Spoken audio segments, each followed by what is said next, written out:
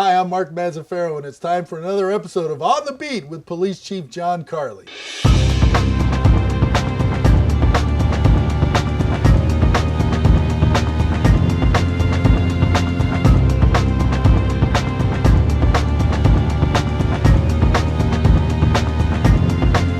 And with us, as always, is the star of On the Beat, Police Chief John Carli. John, thanks for being here today. Thanks, Mark. It's always a pleasure. And John, you brought a guest. Let's introduce him right now. Yeah, well, if you can see, it's certainly a different uniform than myself, but we've recently introduced a new unit called our Vice unit. And Scott Whitehouse, a sergeant with the department, heads up the unit, and I figured this is as good a time as any to introduce what we do, who's running it, and why it's in Vacaville. Okay, good deal. Now, vice generally implies something bad. I mean, I guess you could say there are good vices, but most vices are bad things. That's right. So, right off the bat, let's talk about what vice covers. Well, you consider just all the street types of crimes that are out there that affect the quality of life, but drugs, gangs, guns, people who are on probation, parole, human trafficking, these are the areas that are crimes that usually are against the state. And so oftentimes you think of a criminal behavior, domestic violence, crimes against persons, but this is one where the state of California actually is the victim.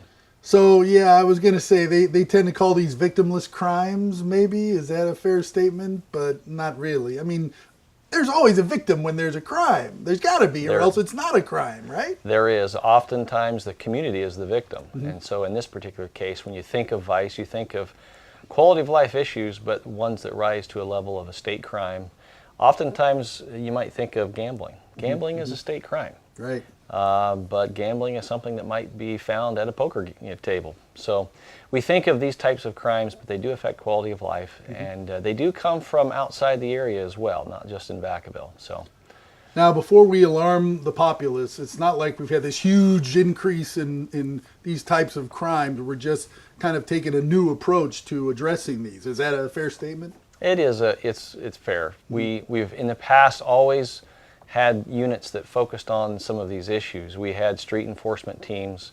We've had narcotics units in the past, and this was not a huge change from the mission in those areas, but it's really more focused on a single unit, a single team, because a lot of these crimes cross over into each other. Instead of looking at just the individual crime itself, it's the person behind it. The criminal behind somebody who's using and selling drugs oftentimes are doing crimes of violence, including guns, and trafficking and prostitution. For the whole issue of human trafficking is a big deal as well. Well, like we said, before we got started, you see it all the time where you guys have pulled somebody over for a traffic violation, and you go into the car and here's a half a pound of whatever, some kind of drug, and then he's got a bunch of money and a gun. They all go together, don't they, in the vice world? Sounds like a nonviolent crime, doesn't it? Yeah, but not really. I always think, what do they have a gun for? That's right. Obviously it's dangerous, and God forbid you get caught in the middle of something that goes really bad, right? Yeah. So, and that's the reason why I asked Scott to be with us today, because his experience in Vacaville, I think, can tell a story that you might see officers that are out on the street. They won't necessarily be in the same uniform as everyone else, but they're very much marked as the police, and they're very much part of our local community in trying to keep it safe. But it isn't just tied to Vacaville. We are a growing community, and we do have crime, but we are a relatively low crime rate community. So one of the things that I wanted to be able to share today is really what an investigation might look like and who we partner with, not just within the community, but within the region as well. So, Scott, I don't know if you can share, a story or two about how a case may start in Vacaville, but it really extends beyond Vacaville. Well, a lot of the cases that we work are either support for patrol, or we will be very proactive going out and arrest people. I'll give you a drug example. If we find a drug dealer in Vacaville, we'll work a case on that person, and then we always try to work up the ladder, whether it's a drug case, a gang case, a gun case, or human trafficking. We're always trying to go up the ladder, and often that requires us to go out of town.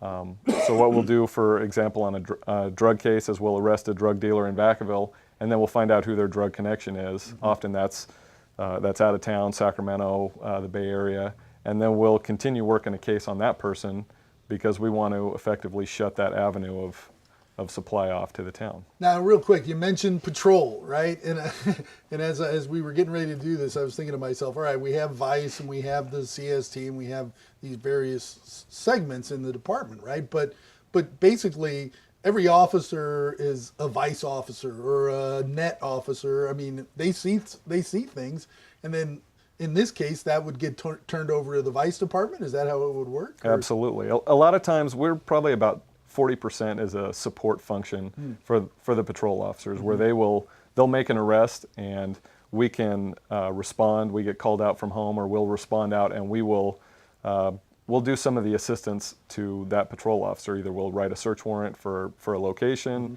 we'll do a surveillance, whatever it takes to strengthen the patrol officer's arrest and the prosecution for that case. Sure, and again, I don't want to overemphasize this, but by the same token, you know, it's not like there's a lot of this activity in town, but there is this activity in our town, just like any town our size, right? Oh, absolutely. Whenever you live in a town with such a large, we have a freeway, I-80 runs right through our town, you're going to have all of the same problems that the big cities are going to have, Right. whether it's human trafficking or drugs or probation, parole, that kind of thing. So let's talk about human trafficking real quick.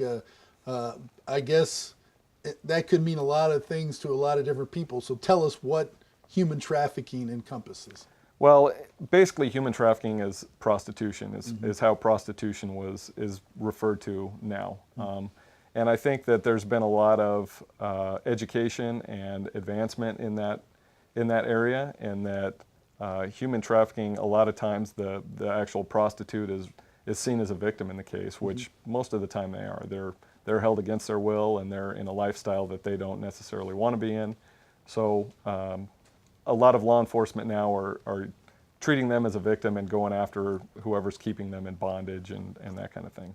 All right, so I know in the past, and when I say the past 8-9 years ago, you know, we did a lot of stuff online, you know, with Craigslist or these various escort services. I mean, are we still seeing a lot of that going on now, or Yes. or it's still the same? Things Yes. haven't changed much, huh? Nope.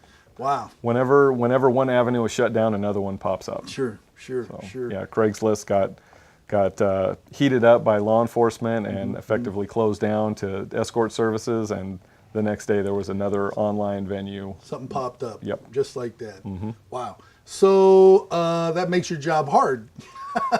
It does. It takes a lot of time and a lot of expertise to get to work these cases. But I have a 7-man team and some of the brightest officers in the police department, and they know how to work these cases, and they're very proactive in going after them.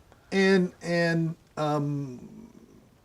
how dangerous is that? I think inherently you think drugs and stuff, yeah, that's dangerous, because like I said earlier, there's always a gun involved, right? Somebody's pulled over, there's a gun in the car, or two, or you go serve the search warrant and here's multiple weapons and multiple drugs and multiple drugs, you know, a lot of stuff that clearly indicates a high danger level for your guys.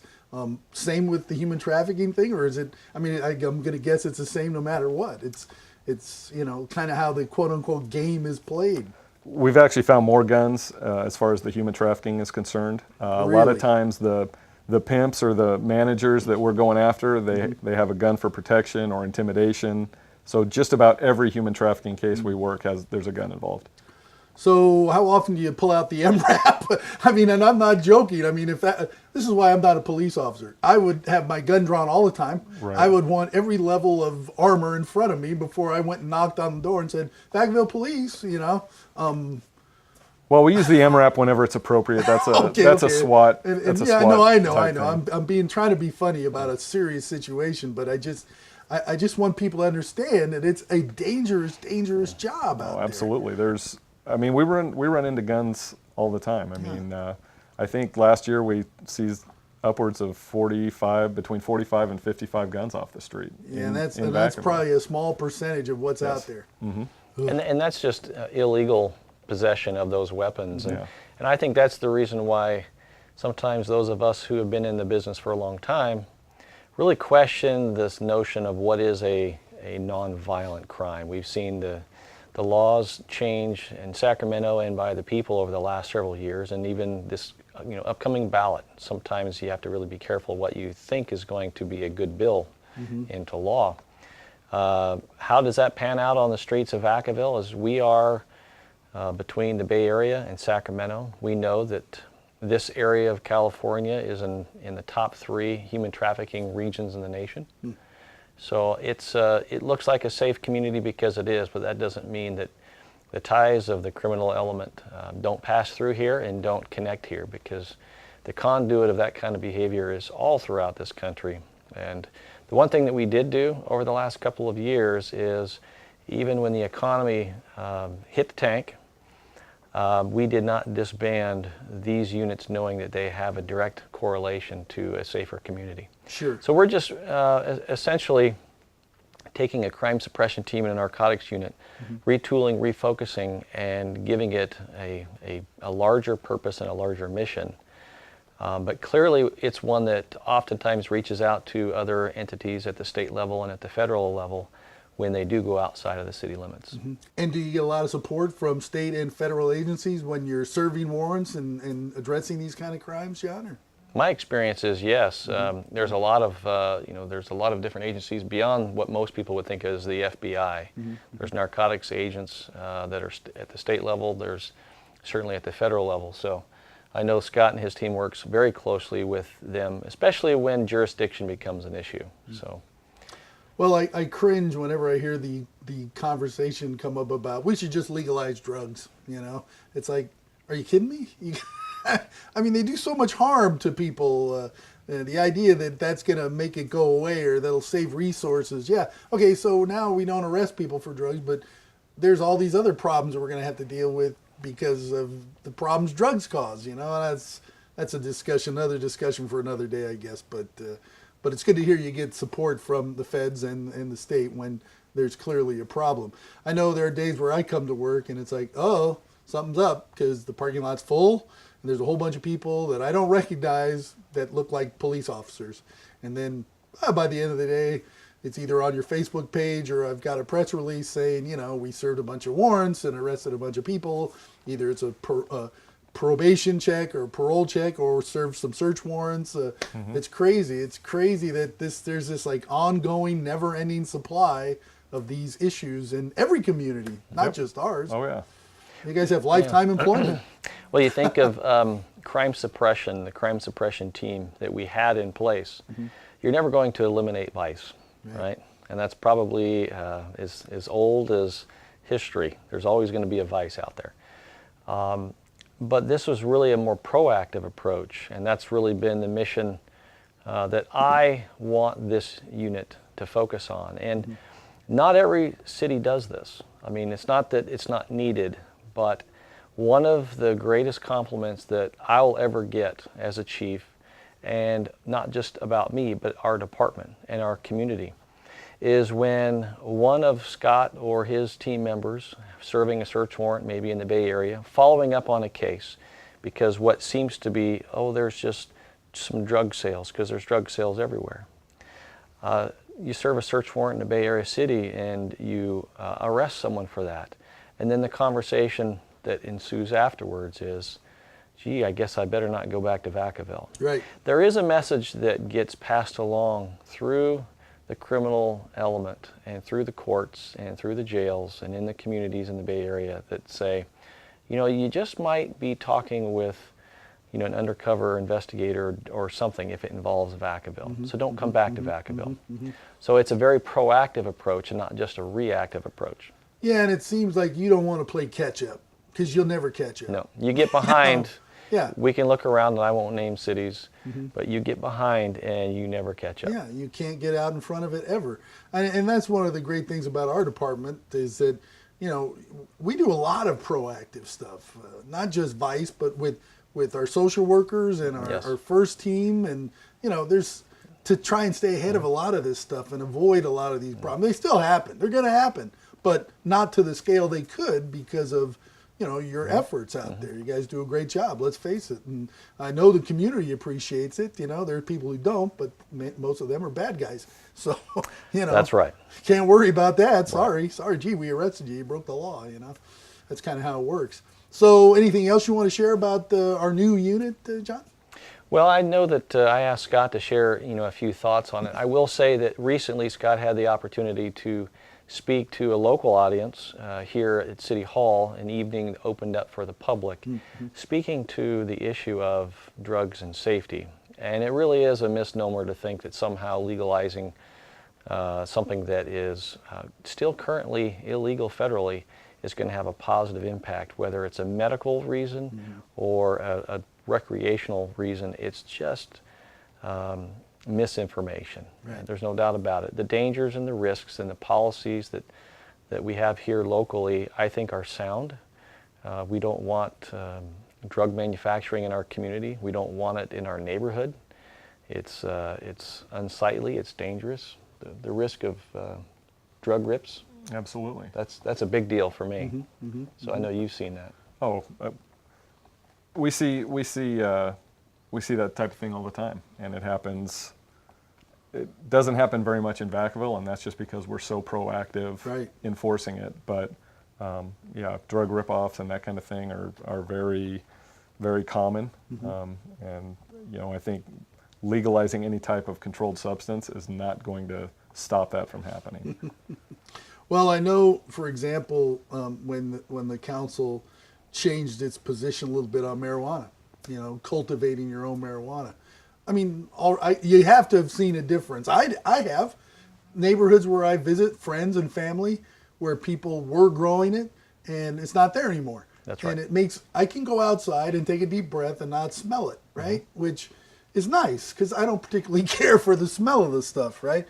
And I'm sure these people that have a very valid reason and a health reason, but there's other ways for them to get their medicine, so to speak. And I want to sound like I don't have compassion, but doggone it, I have some rights too, don't I? And I don't want to smell that stuff. So I won't even mention the rip-offs. You talk about rip-offs, people breaking into these homes and causing a whole nother level of crime that you don't think about it, you don't care about it, you don't anticipate it, and that's a whole nother set of problems. So. And they really add risk to the neighborhood. You can't help but come into an area after a search warrant is served because somebody is either growing in a residential home or neighborhood or distribution, at a home. And you walk by the kids' toys and the tricycle, and guns are seized, and you think, how can you ever say that this is a nonviolent drug?